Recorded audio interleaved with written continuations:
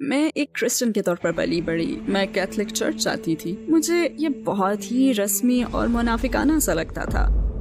یہ مت کرو، یہ مت کرو، اور اتنی شدت سے زور دے کر یہ بات کہی جاتی جیسے وہ خود ہی خوف زدہ ہوں. اور مسئلہ یہ تھا کہ جب میں سوالات پوچھتی تو کبھی ان کا جواب ہی نہ ملتا. تو اسلام کے متعلق پہلے آپ کے خیالات کیسے تھے؟ ہم امریکیوں کو ایک بہت ہی بڑا جھوٹ پڑھایا گیا ہے کہ مسلمان کتنے برے ہوتے ہیں، اور ہمیں بس یہی نظر آتا ہے کہ کچھ لوگوں کی فوٹیج ہے جو سڑکوں پر اللہ اکبر کے نعرے لگا رہے ہیں اور بس لڑ رہے ہیں. پھر میں لاس اینجلس گئی. میں نے بہت سی سیلیبریٹیز کے ساتھ کام کیا، کانیے ویسٹ، اسنوپ ڈاگ، فیرل. میں بس ایک ڈریم لائف گزار رہی تھی. میرے پاس پیسہ تھا، میں گھومتی پھرتی تھی، لیکن جو ہی آپ انہیں پا لیں تو پھر سمجھ نہیں آتا کہ آپ کیا کریں. ہالی ووڈ میں کہوں گی کہ ایک بہت زیادہ اندھیری جگہ ہے. اس کے ثبوت کے لیے کسی بھی چائلڈ ایکٹر سے پوچھیں کہ خودکشی کی شرح اتنی زیادہ کیوں ہے، کیوں یہ تمام سیلیبریٹیز ضرورت سے زیادہ ڈرگس لے رہی ہیں، اور آخر ان میں سے کوئی بھی خوش کیوں نہیں ہے. وہ سب جیسے کوئی گمشدہ چیز تلاش کر رہے ہیں. مجھے کہیں سے قرآن کا ایک نسخہ مل گیا. میں اسے پڑھے بغیر نہیں رہ سکی، میں اسے خود سے دور نہیں کر سکی. مام، میرے پاس آپ کے لیے ایک نیوز ہے. کہنے لگی، او میرے خدا، تم مراکش اکیلی جا رہی ہو؟ میں مراکش میں اتری اور پھر وہاں سے میری زندگی ہی بدل گئی. جب آپ نے کلمہ پڑھا تو کیسا محسوس کیا؟ عربی میں وہ کلمہ پڑھنا انتہائی مشکل تھا، مگر دل سے پڑھنا انتہائی آسان تھا. تو آپ کا دل روشن ہو جاتا ہے اور آپ کہنے لگتے ہیں واقعی یہی بات ہے، اور پھر آپ اس کی طرف بڑھتے ہیں اور امید کے ساتھ اسے اپنا لیتے ہیں. السلام علیکم سسٹر جیمی براؤن، ہماری دعوت قبول کرنے کا بہت شکریہ. ٹورڈز ایٹرنیٹی میں اپنے ساتھ آپ کو دیکھ کر ہم بہت خوش ہیں. میرا پہلا سوال یہ ہے کہ جیمی براؤن کون ہے؟ کیا آپ اپنی زندگی کے بارے میں ہمیں مختصراً بتا سکتی ہیں؟ السلام علیکم. سب سے پہلے مجھے دعوت دینے کا شکریہ، میں اس پر بے حد شکر گزار ہوں. میرا نام جیمی براؤن ہے. میں امریکن ہوں اور یونائٹڈ اسٹیٹس میں پلی بڑھی. کرسچن کی حیثیت سے بلکہ بچپن سے ہی میں ہمیشہ مختلف ریلیجنز میں دلچسپی لیتی تھی. ان کا کیا مطلب ہے، یہ کسے مانتے ہیں، اور جب ذرا بڑی ہوئی تو چرچ سے میرا واسطہ پڑا. پھر میں لاس اینجلس گئی اور ہالی ووڈ میں کام کرتی رہی. جب مجھے کہیں سے قرآن کا ایک نسخہ ملا تو اس کی بعد سب کچھ تاریخ کا حصہ ہی بن گیا. کیا آپ ہمیں اپنی اس زندگی کے بارے میں بتا سکتی ہیں جب آپ ہالی ووڈ میں تھیں؟ آپ کیسی زندگی گزار رہی تھیں؟ آپ کا ہالی ووڈ کا سفر کیسے شروع ہوا؟ ہالی ووڈ جانے سے پہلے میں ایک سیلون میں بطور ہیئر سٹائلسٹ کام کر رہی تھی، اور میں نے گرافک ڈیزائن بھی کیا تھا. دراصل میری والدہ ایک کمال کی گرافک آرٹسٹ ہیں. میں بس فل ٹائم ہیئر سٹائلسٹ تھی، اور پھر یہ سوچ کر میں کیلیفورنیا گئی کہ میں وہاں پہ ایک سیلون میں ہی کام کروں گی. مگر پھر فوراً ہی میں انٹرٹینمنٹ انڈسٹری میں چلی گئی. ہالی ووڈ میں ہمیشہ یہ بات کہی جاتی ہے کہ آپ کیا جانتے ہیں یہ اہم نہیں ہے، آپ کس سے جانتے ہیں یہ اہم ہے، اور یہ بالکل سچ ہے. وہاں میں اپنی زندگی کی سب سے حیران کن شخصیت سے ملی جس کا نام لیسا بیٹوی تھا. اس نے مجھے ایک دن دیکھا جس دن ہم ملے تھے. کہنے لگی، تمہیں نہیں پتا مگر میں تمہاری زندگی بدلنے والی ہوں. میں ہیئر سیلون سے پروڈکشن میں چلی گئی، اور پھر میں نے خود کو ایک ٹی وی شو کے سیٹ پر پایا، اور میں نے سوچا واو، میں یہ کر سکتی ہوں. یہ کرسی کے پیچھے کھڑے ہونے سے زیادہ پرلطف ہے. اور کئی لوگوں کے سٹینڈرڈز کے لحاظ سے میں یہ کہہ سکتی ہوں کہ میں ایک ڈریم لائف گزار رہی تھی. لیکن پھر جیسے جیسے چیزیں آگے بڑھیں، میرے اندر اطمینان اور کامیابی کا احساس کم ہوتا گیا.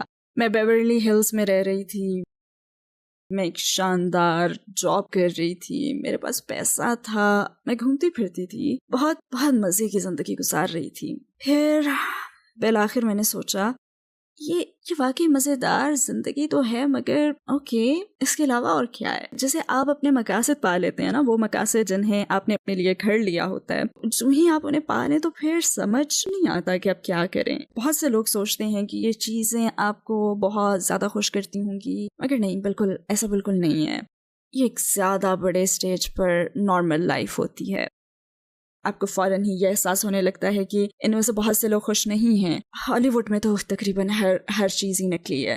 آپ کو یہ سیلیبریٹیز اپنے ان حویلی نما گھروں میں نظر آتی ہیں جنہیں ویڈیو شوٹس کے لیے کرائے پر لیا جاتا ہے. آپ انہیں شاندار کاریں چلاتے ہوئے دیکھتے ہیں، وہ بھی کرائے کی ہوتی ہیں. وہ ایک فلیٹ بیڈ ٹرک پر سیٹ تک پہنچتے ہیں. وہاں بہت سی حیرت انگیز چیزیں رونما ہوتی ہیں، مگر وہ ایک بہت زیادہ اندھیری جگہ ہے. السلام علیکم بھائیوں اور بہنوں، ہمیں احساس ہوا ہے کہ ہمارے چینل پر 80% ناظرین بشمول اس ویڈیو کے ہمارے سبسکرائبرز نہیں ہیں۔ جیسا کہ آپ جانتے ہیں کہ ہم غیر منافع بخش تنظیم ہیں اور ہماری ویڈیو پر اشتہارات غیر فعال ہیں۔ ٹوورڈز ایٹرنیٹی صرف ایک یوٹیوب چینل ہی نہیں بلکہ ایک مدرسہ بھی ہے۔ یہاں ہم خود کو اور نوجوانوں کو اسلامی تعلیم سے آراستہ کرتے ہیں، لہٰذا ہمارے اس مطالبے کا واحد مقصد سچائی کو پھیلانا ہے۔ ہو سکتا ہے بظاہر یہ چھوٹا عمل لگے، لیکن انشاءاللہ یہ ہمیں لاکھوں لوگوں تک پہنچنے میں مدد کرے گا۔ آئیے اب لائک اور سبسکرائب بٹن پر کلک کریں اور ساتھ مل کر ٹوورڈز ایٹرنیٹی کا سفر کریں۔ عام طور پر لوگ سمجھتے ہیں کہ ہالی ووڈ کے لوگ ایک شاندار اور بہت خوش باش زندگی جیتے ہیں۔ ہالی ووڈ کا بیک گراؤنڈ رکھنے والی خاتون کی حیثیت سے کیا آپ سمجھتی ہیں کہ واقعی ایسا ہے؟ نہیں، میرا خیال ہے کہ ہالی ووڈ میں گنتی کے چند لوگ ہوں گے جو بہت خوش ہیں۔ ہالی ووڈ بہت زیادہ اندھیری جگہ ہے۔ آپ جتنا اس کے متعلق جانتے ہیں اتنا ہی اس سے آپ دور بھاگنا چاہتے ہیں۔ میں یہی کہوں گی کہ اس کے ثبوت کے لیے کسی بھی چائلڈ ایکٹر سے آپ پوچھیں کہ خودکشی کی شرح اتنی زیادہ کیوں ہے، آخر کیوں یہ تمام سیلیبریٹیز ضرورت سے زیادہ ڈرگس لے رہی ہیں، کیوں اگر ان کے پاس دنیا بھر کی دولت ہے، شہرت ہے، ہر جگہ کا سفر کر سکتے ہیں، بڑے سے گھر میں رہتے ہیں، اپنی فیملی کا خیال رکھتے ہیں، جو کپڑے چاہتے ہیں وہ خرید لیتے ہیں، جہاں جانا چاہتے ہیں چلے جاتے ہیں، وہ تمام VIP چیزیں جس کا ہر کوئی خواب دیکھتا ہے، اگر ان کے پاس یہ سب کچھ ہے تو پھر ان میں سے کوئی بھی خوش کیوں نہیں ہے؟ ان میں سے کسی کو بھی اطمینان کیوں میسر نہیں ہے؟ مجھے یقین ہے کچھ ضرور ہوں گے، میں یہ نہیں کہتی کہ کوئی بھی خوش نہیں ہے، مگر ان میں سے اکثر لوگوں کا یہی حال ہے۔ یہ بہت سوں کے لیے ایک جھوٹا وعدہ ہے۔ ہالی ووڈ میں آپ یہ خواب لے کر آتے ہیں کہ یہاں چمک دمک اور گلیمر، شہرت اور دولت کی زندگی ملے گی، مگر ایسا کچھ نہیں ہے، یہ سب کچھ نہیں ہوتا۔ وہ سب جیسے کوئی گمشدہ چیز تلاش کر رہے ہیں۔ اچھا، اسلام سے پہلے ایمانی لحاظ سے آپ کی زندگی کیسی تھی؟ آپ کا کس پر ایمان تھا؟ میرا ہمیشہ سے خدا پر ایمان تھا۔ میں ایک کرسچن کے طور پر پلی بڑھی۔ میں اکثر اپنی دوستوں کے ساتھ میتھوڈسٹ چرچ جاتی تھی۔ میں نے جونیئر ہائی میں اپنی بیسٹ فرینڈ کے ساتھ مورمن آرگنائزیشن میں کچھ وقت گزارا ہے۔ میں نے ریلیجنس کے بارے میں بہت کچھ پڑھا ہے۔ میں ہمیشہ سے جانتی تھی کہ خدا صرف ایک ہے اور مجھے پتا تھا کہ میرا اس سے گہرا تعلق ہے، مگر ہمیشہ کسی چیز کی کمی لگتی تھی۔ میں کیتھولک چرچ جاتی تھی۔ مجھے یہ بہت رسمی اور منافقانہ سا لگتا تھا۔ کیتھولک چرچ کے حوالے سے کچھ خاص باتیں بھی تھیں جن سے مجھے بالکل مناسبت نہیں تھی، مگر میں بچی تھی اور میرے والدین یہی کرتے تھے، لہٰذا میرے پاس اس وقت کوئی چوائس نہیں تھی۔ اور مجھے ہمیشہ یاد آتا ہے کہ چرچ جاتے اور آتے ہوئے میرے احساسات بس ایک جیسے ہی رہتے تھے، اور میں ہمیشہ سوچتی تھی کہ کیا یہاں آتے ہوئے میرا مورال بلند نہیں ہونا چاہیے، کیا مجھے کسی تبدیلی کا احساس نہیں ہونا چاہیے۔ اور کیتھولک چرچ کے اندر ہر چیز جیسے لگی بندھی ہوئی ہوتی تھی، آپ کو مخصوص وقت میں مخصوص چیزیں کہنی ہوتی ہیں، مخصوص وقت میں مخصوص چیزیں کرنی ہوتی ہیں، اور یہ سب مجھے ایک مشینی عمل جیسا لگتا تھا۔ ایمان کے لحاظ سے آپ نے میتھوڈسٹ چرچ یا مورمن چرچز دیکھے، کیتھولکزم میں کون سی بات آپ کو سمجھ نہ آ سکی؟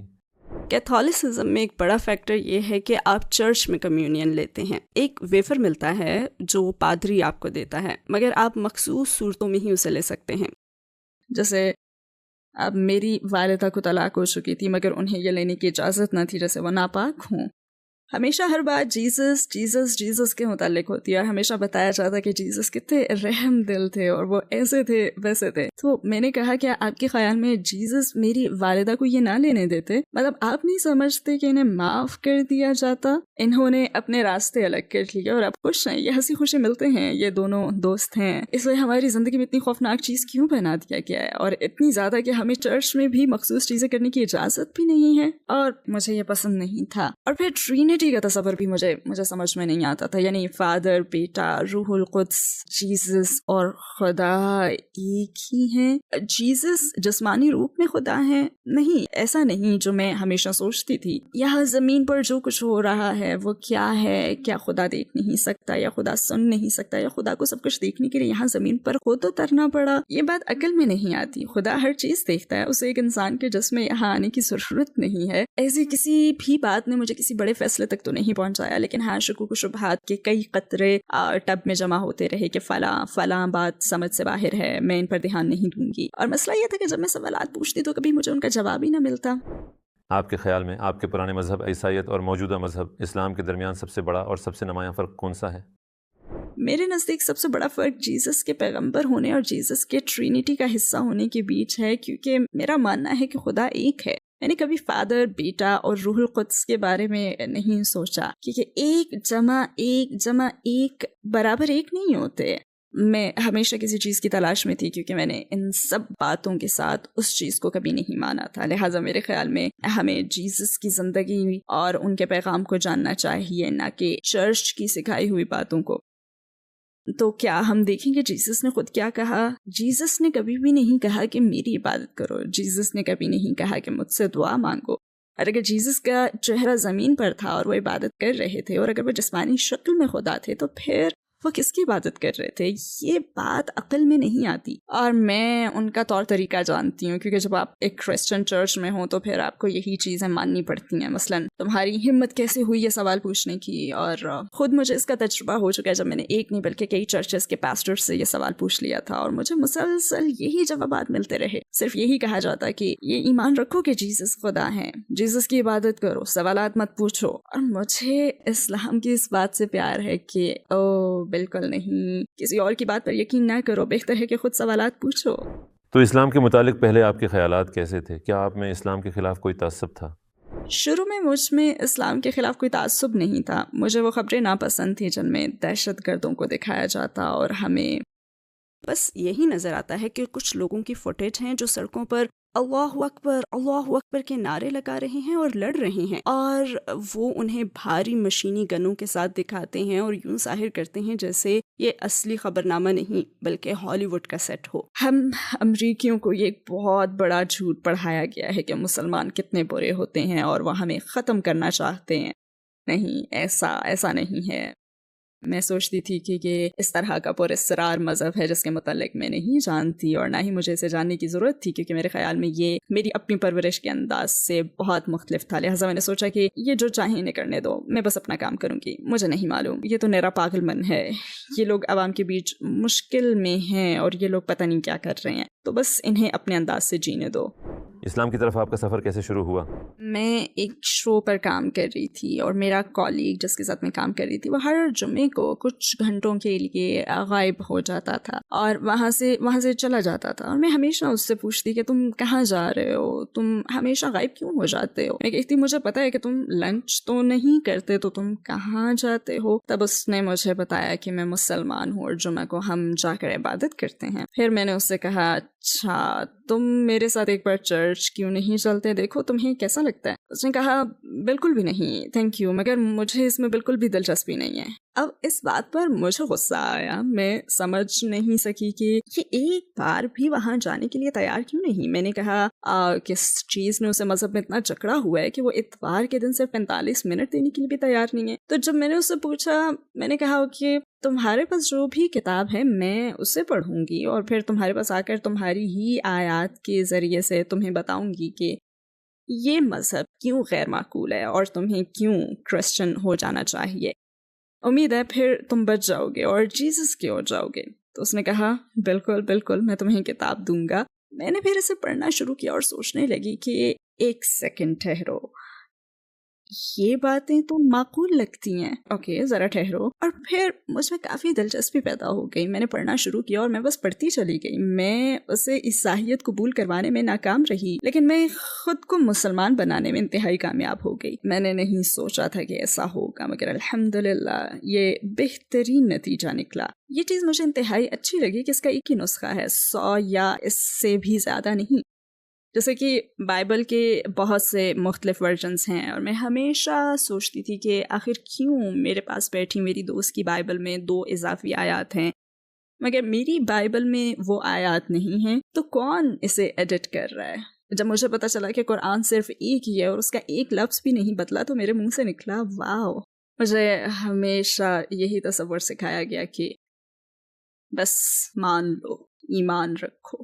اگر نہیں مانو گی تو تمہارا ایمان باقی نہیں رہے گا. اور میں کہتی کہ ہم جو بات مان رہے ہیں کیا اسے عقل کی کسوٹی پر پورا نہیں اترنا چاہیے؟ اور میں چرچ پاسٹر سے پوچھا کرتی تھی، میں کہتی کہ اچھا جیسس انسانی شکل میں خدا ہیں، یعنی خدا جیسس کے جسم میں آیا، مگر میری نے جیسس کو جانا، یعنی آپ مجھے بتا رہے ہیں کہ میری نے خدا کو جانا؟ نہیں.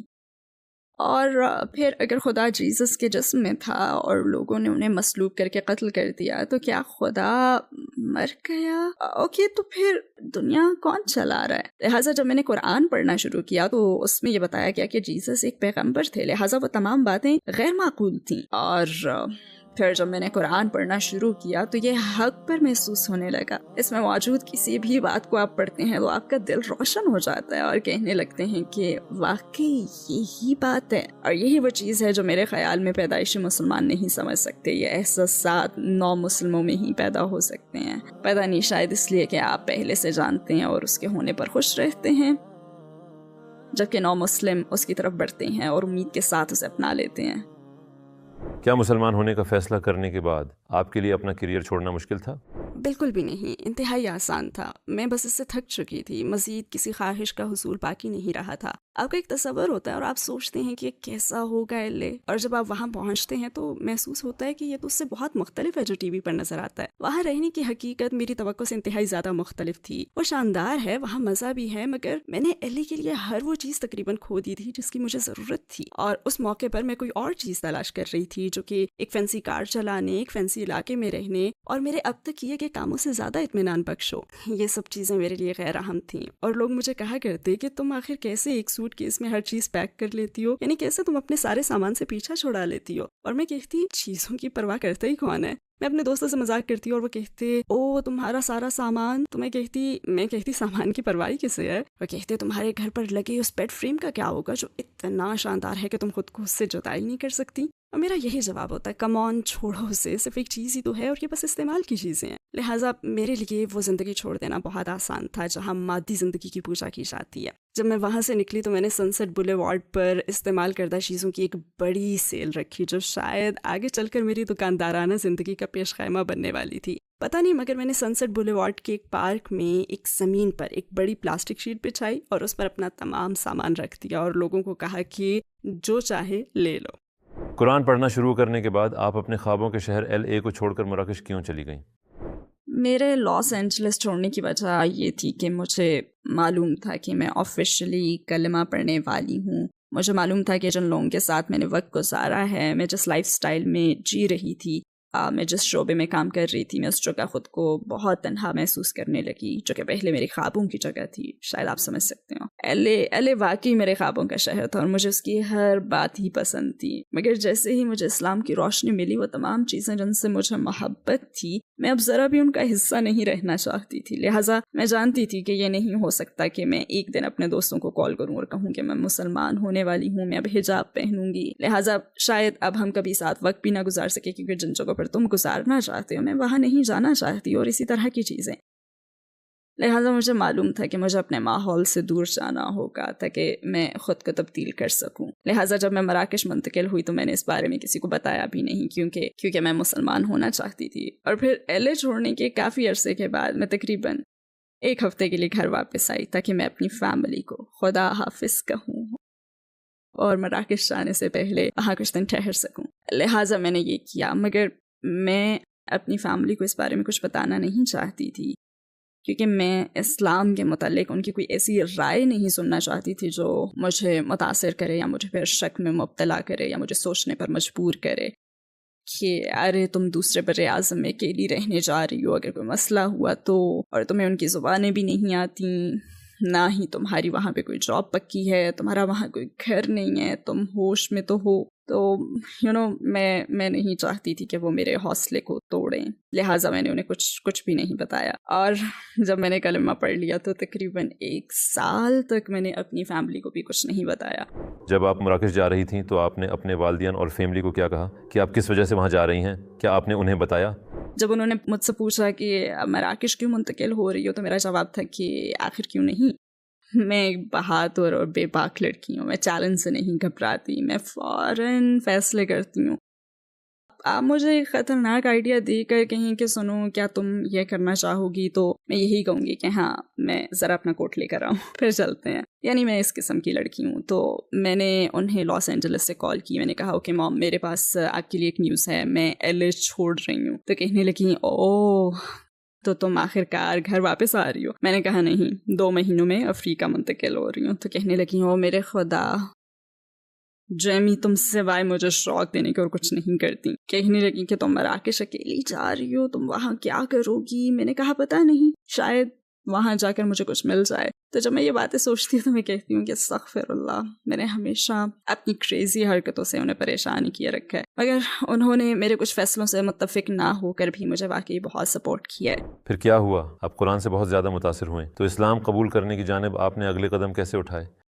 जब मुझे कुरान का वो नुस्खा मिल गया तो मैं उसे पढ़े बगैर नहीं रह सकी। मैं उसे खुद से बस दूर भी नहीं कर सकी। मैं उसे रोज़ाना और पूरा दिन पढ़ती रहती। लोग हमेशा मुझसे पूछते हैं कि मराकेश क्यों, मैंने हिजरत के लिए मराकेश का इंतखाब क्यों किया? तो मैं कहती हूँ पता नहीं, कोई आइडिया नहीं है, क्योंकि मैं कुरान पढ़ती थी और जब भी मैं उसे पढ़ती तो मुझ में इसकी सरगोशी होने लगी। मैं हमेशा किताब को बंद करती और फिर मराकेश के बारे में सोचने लगती। और पहले मैंने इसकी किसी चीज़ के मुतालिक नहीं सोचा था। मैं सोचती कि ओह अच्छा, ओके, कूल, और बस फिर ये सरगोशी और ज़्यादा वाज़े और तेज़ से तेज़ तर होती चली गई। मैं किसी भी चीज़ से खौफज़दा नहीं थी, लिहाजा मैंने कहा कि अगर मैं अकेली एल मुंतकिल हो सकती हूँ तो मैं फिर अकेली अफ्रीका भी रहने जा सकती हूँ। लिहाजा मैंने हर चीज़ पैक की, एक सूटकेस लिया और अगादीर मराकेश जाने का फ़ैसला कर लिया। मैं ऐसा इसलिए कर रही थी क्योंकि मैं एक मुसलमान मुल्क में कलमा पढ़ना चाहती थी। और 15 दिसंबर 2010 को मैं मराकेश में उतरी और फिर वहाँ से मेरी ज़िंदगी बदल गई। क्या आप हमें तफसील से बता सकती हैं कि जब आपने कलमा पढ़ा तो कैसा महसूस किया? वो न्यू ईयर्स ईव 2010 था और मैं कासाब्लांका में हसन टू मस्जिद में गई। ये साहिल समंदर पर बनी एक बहुत बड़ी मस्जिद है। मैं उसके पिछले हिस्से में गई। उन्होंने मुझसे तमाम सवालात पूछे, जैसे कि क्या तुम्हें कोई मजबूर कर रहा है, क्या तुम खुद तैयार हो, अपने फैसले पर कायम हो? मैंने कहा हाँ। उन्होंने मुझे कुछ हिदायत दी। जाहिर है कैमरे से मेरी फिल्म बनाई गई, बड़ी बड़ी लाइट्स मेरे चेहरे पर पड़ रही थी। मैं एक पत्ते की तरह लरस रही थी और मैं बहुत ज़्यादा नर्वस थी। जाहिर है मुझे अरबी नहीं आती थी, लिहाजा मैंने दरवाज़ा खोला और कैमरे की लाइट से मेरी आंखें चंधिया रही थी। मैंने बाहर देखा तो मुझे सिर्फ लोगों का एक बहुत बड़ा हजूम नजर आया और वो सब मुझे घूर रहे थे। लिहाजा सब ने मुझे और भी नर्वस कर दिया। उनके पास एक छोटा सा माइक था और वो मुझे पूरा तरीका समझा रहे थे। जैसे ही मैंने कलमा पढ़ा तो मेरे कानों में अल्लाहु अकबर के नारे गूंजने लगे और मैं सोचने लगी कि क्या ये नारे मेरे लिए लगा रहे हैं, उन्हें मेरी इतनी परवाह क्यों है। मतलब मैं ना समझ सकी कि उन सबको इतनी परवाह क्यों थी और ये सब इतने एक्साइटेड क्यों थे। यहाँ तो कोई भी नहीं जानता कि मैं कौन हूँ, फिर भी ये मामला उनके लिए इतना अहम क्यों है। अरबी में वो कलमा पढ़ना इंतहाई मुश्किल था, मगर दिल से पढ़ना इंतहाई आसान था। और फिर दरवाज़ा बंद हो गया। मैंने 1 मिनट लिया क्योंकि वो मुझे नमाज पढ़ने का कह रहे थे और वो कहने लगे क्योंकि आप तरीका सीखने के लिए ही पढ़ लो, मगर मुझे नमाज पढ़नी आती नहीं थी। और फिर मुझे ऐसा महसूस हुआ जैसे मैं कोई नकली चीज़ हूँ, क्योंकि मुझे मालूम नहीं था कि मैं क्या कर रही हूँ। और वो बहुत ज़्यादा जज्बाती हो रहे थे, ये उनके लिए एक बहुत बड़ा वाक़या था। मैं सोचने लगी कि बस खड़ा होना है और ख़त्म, ज़मीन पर सर झुका के खड़ा होना है। पता नहीं, अब मुझे नहीं मालूम था कि मैं नमाज कैसे पढ़ूं, लिहाजा मैंने फ़ौरन ही खुद को नाकिस महसूस किया। फिर मैं सोचने लगी कि ओके, मैं मुसलमान हूँ और फिर ये सारे मुसलमान नमाज पढ़ रहे हैं और मैं अभी बिल्कुल नई हूँ, जैसे नहीं पता कि क्या करना है। तो कोई बात नहीं, तो मैंने अपने तौर पर नमाज पढ़ी। कुछ पता नहीं था कि मैं क्या कर रही हूँ, मगर थोड़ी देर पहले जो कुछ मैंने किया था उस पर अभी तक शौक की हालत में ही थी। ये सब गैर हकीकी सा महसूस हुआ था। और फिर उसके बाद कलमा पढ़ने के कुछ ही हफ्तों के बाद मुझ में जज्बात का एक तूफ़ान बर्पा हो गया और मैंने ख़ुद को एक बिल्कुल मुख्तलिफ शख्स महसूस किया। मुझ में दीन के लिए एक इंतहाई ज़्यादा प्यास पैदा हो गई थी। क्या आपका वास्ता किसी हिजाबी खातून से हुआ था और उस वक्त आपके जहन में क्या ख्यालात आए थे? मैं अपनी दोस्त की अम्मी से मिली थी जो कि मुसलमान थी। वो लॉस एंजलिस विजिट पर आई थी जहाँ मेरी उनसे मुलाकात हुई और हमने वेनिस बीच पर एक बोर्ड वॉक की थी। उन्होंने लंबी आस्तीनों वाला अबाया और हिजाब पहना हुआ था और जाहिर है कि उनसे मामूल के सवालात ही कर रही थी कि क्या आपको गर्मी नहीं लगती, आपको इसमें गर्मी नहीं लगती, क्या आप हर वक्त इसे पहने रखती हैं, मतलब जब आप स्विमिंग वगैरह के लिए जाना चाहें तो फिर क्या करेंगी। और मैं उनसे इसी किस्म के ढेरों सवालात कर रही थी। वो अपने ईमान में बहुत ज़्यादा मजबूत थी। मैं इस पर ज़्यादा बात नहीं कर सकती, मैं इमोशनल हो जाती हूँ। वो अपने ईमान में बहुत मजबूत थी, जिससे मुझे इस दीन पर गहराई से गौर करने की इंस्पिरेशन मिली। मसलन ये इतनी गर्मी में खुद को टॉर्चर क्यों कर रही हैं, کیوں، آخر کیسے، یہ اتنی پکی اور پرعزم کیسے ہیں کہ اپنی کلائیاں تک دکھانے کے لیے تیار نہیں ہیں. میں واقعی میں بہت زیادہ انسپائرڈ تھی.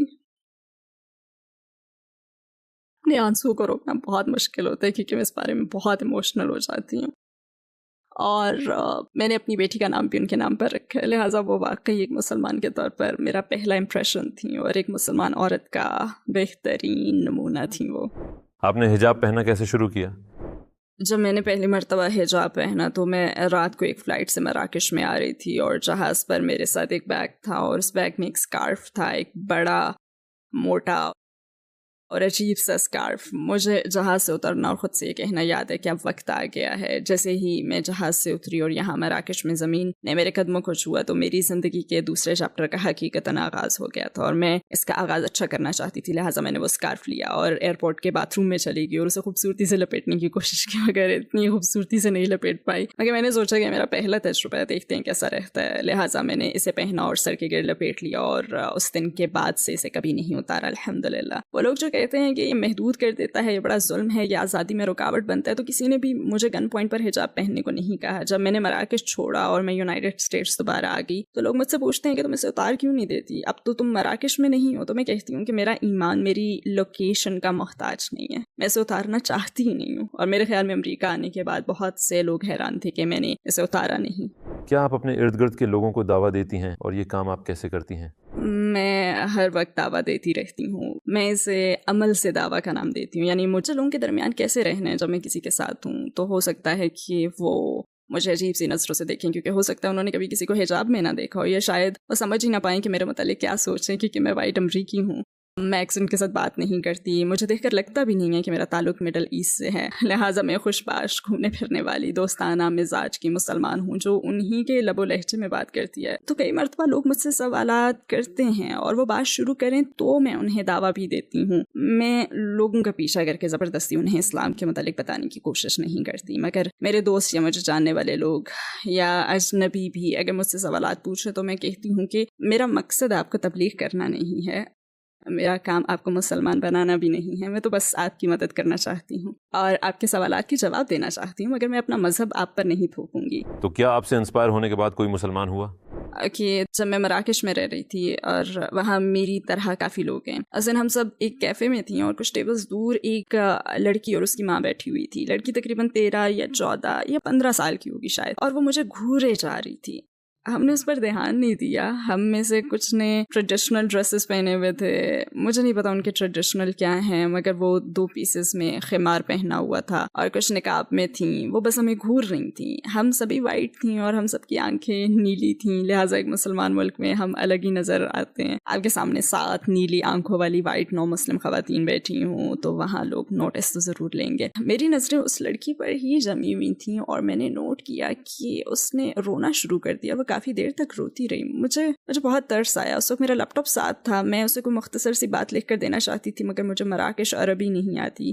میں اسے فوسا میں لکھ کر دینا چاہتی تھی. لہٰذا میں نے ایک کاغذ لیا اور اپنا لیپ ٹاپ کھولا اور گوگل ٹرانسلیٹ پر آ گئی. میں عربی میں یہ نوٹ لکھنا چاہ رہی تھی کہ چاہے تمہارا رونا جس کے لیے بھی ہو، اللہ تمہاری پریشانی کو دور کرے. تو میں وہ نوٹ لکھ رہی تھی اور وہ تقریباً پورا ہو چکا تھا کہ وہ اور اس کی ماں کھڑے ہوئے اور وہ جانے لگے. میں سوچنے لگی کہ میں اس لڑکی کو اس طرح سے جانے نہیں دے سکتی، مجھے اسے یہ نوٹ دینا ہی ہوگا. وہ جانے لگے اور ہماری ٹیبل کے پاس سے گزرنے لگے تو میں نے اس سے ہاتھ ہلایا اور کہا السلام علیکم، ایکسکیوز می. میں نے اسے اپنے پاس بلایا اور اسے پوچھا کہ تم انگلش بولتی ہو؟ اس نے کہا نہیں. میں اسے یہ بتانے کی کوشش کرنے لگی کہ میں دراصل یہ لکھ رہی ہوں اور میں نے اسے اپنی اسکرین دکھائی کہ دیکھو. میں بتانے لگی کہ میں یہ تمہارے لیے لکھ رہی ہوں. تو میں نے اپنا لیپ ٹاپ تھاما تاکہ وہ عربی میں ترجمہ پڑھ لے اور وہ پھوٹ پھوٹ کر رونے لگی. اور پھر وہ تھوڑی بہت انگلش بول سکتی تھی. وہ ہمیشہ کہتے ہیں کہ ہم انگلش نہیں بول سکتے لیکن وہ تھوڑی بہت انگلش بول لیتے ہیں. تو اس نے بتایا کہ میں امی کے ساتھ بیٹھی ہوئی تھی اور میں بھی پچھلے کچھ مہینوں سے حجاب پہننا چاہتی ہوں مگر میں ایسا کرنے کی ہمت محسوس نہیں کرتی. مجھے نہیں پتا کہ کیسے اپنی فرینڈس کو حجاب شروع کرنے کے بارے میں بتاؤں. اور اس نے کہا کہ جب میں نے آپ سب کو دیکھا تو نہ صرف یہ کہ آپ سب تو نو مسلم ہیں بلکہ پردے میں بھی ہیں اور آپ سب مکمل پردے میں ہیں. تو کہنے لگی کہ اس بات نے مجھے احساس دلایا کہ آپ نے اس کے لیے کتنی ہمت دکھائی ہوگی اور ہم تو پیدائشی مسلمان ہیں مگر ہم خوفزدہ رہتے ہیں کہ ہماری فرینڈس کیا سوچیں گی.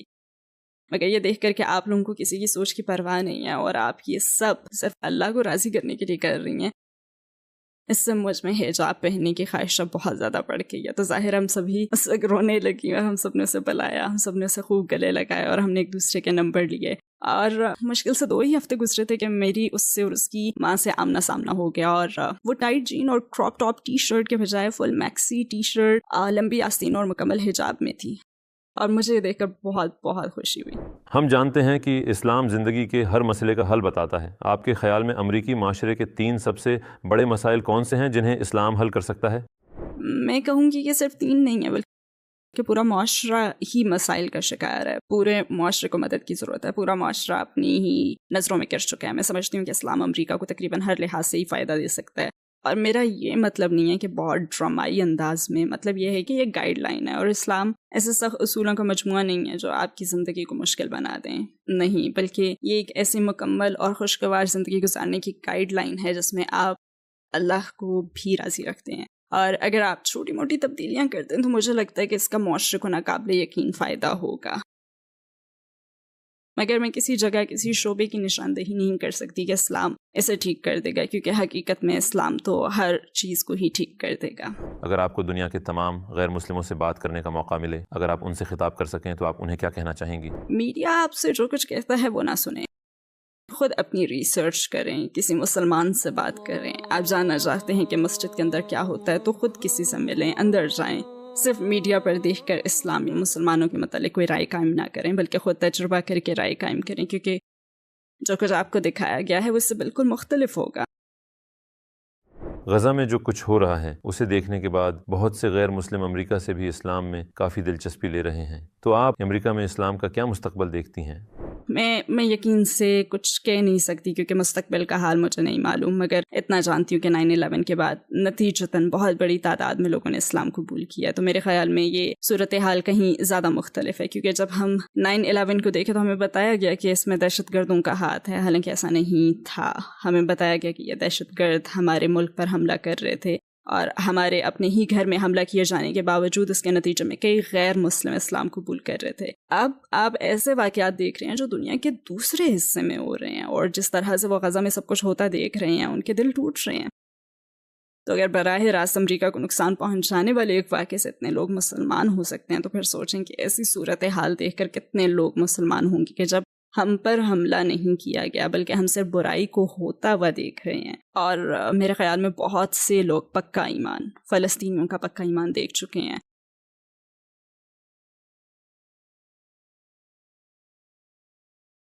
آپ بطور مسلمان ہمیں ان سے سیکھنے کی ضرورت ہے. آپ ان لوگوں کو دیکھتے ہیں جو واقعی ناقابل تصور المیہ سے گزر رہے ہیں, اور ہمیں اس کا تصور کرنے کی بھی ضرورت نہیں, کیونکہ ہم یہ سب براہ راست دیکھ رہے ہیں. اور اس ناقابل برداشت انسانی صورتحال کے باوجود ان سب کی انگلیاں اوپر کی جانب ہیں, اور وہ کہہ رہے ہیں لا الہ الا اللہ ہر مرتبہ. اور دنیا دیکھ رہی ہے کہ جس طرح مسلمان اللہ پر بھروسہ کرتے ہیں, آپ ان مسلمانوں کی طرف سے وہ ریاکشن نہیں دیکھتے جس کی توقع دنیا کرتی ہے, بلکہ آپ کو یہ بالکل ہی مختلف نظر آتے ہیں. آپ کو رحم دلی کے لمحے, نرم دل اور ایک دوسرے کی مدد کرتے ہوئے لوگ نظر آتے ہیں. دنیا آخر کار دیکھ رہی ہے کہ مسلمان مانسٹرز نہیں ہیں جیسا کہ ہمیں طویل عرصے سے دکھایا جا رہا ہے. ہم موویز کے وہ کیریکٹرز نہیں ہیں جن کے سروں کے گرد پگڑیاں لپٹی ہوئی ہیں اور ہر طرف بندوقیں. مسلمان ایسا نہیں ہے. مسلمان تو وہ ہے جسے الاقصی میں قتل کیا جا رہا ہے. مسلمان تو وہ ہے جو اپنی بیوی اور اپنے 11 بچے دفنا رہا ہے اور پھر بھی کہہ رہا ہے الحمدللہ الحمدللہ, اور پھر بھی مضبوط ہے. لہذا دنیا دیکھ رہی ہے کہ مسلمان نرم دل ایمان والے لوگوں کا ایک گروپ ہے جو یہ جانتے ہیں کہ پورا معاشرہ مل کر ایک بچے کی پرورش کرتا ہے. اور جب ہم دیکھتے ہیں کہ وہ تمام بچے جن کی اب فیملی باقی نہیں رہی, تو یہ ڈاکٹرز کیسے ان کی دیکھ بھال کر رہے ہیں جیسے یہ ان کی اپنی ہی بچے ہوں. اور ہم اسلام کا یہ چہرہ دیکھ رہے ہیں جسے جھٹلایا نہیں جا سکتا. آپ ایک مسلمان سے سب کچھ چھین سکتے ہیں مگر آپ ہمارا ایمان نہیں چھین سکتے. اللہ آپ کو انشاءاللہ اپنی جنت عطا فرمائے, اور آپ کی کاوشوں کا اسلام کی سفیر بننے کا بہت شکریہ. انشاءاللہ. مجھے بلانے کا بے حد شکریہ. آپ کے تمام سوالات میرے لیے اہم تھے, اور اگر کوئی یہ ویڈیو دیکھ رہا ہے تو پلیز میرے والدین کے لیے دعا کریں کہ وہ مسلمان ہو جائیں انشاءاللہ.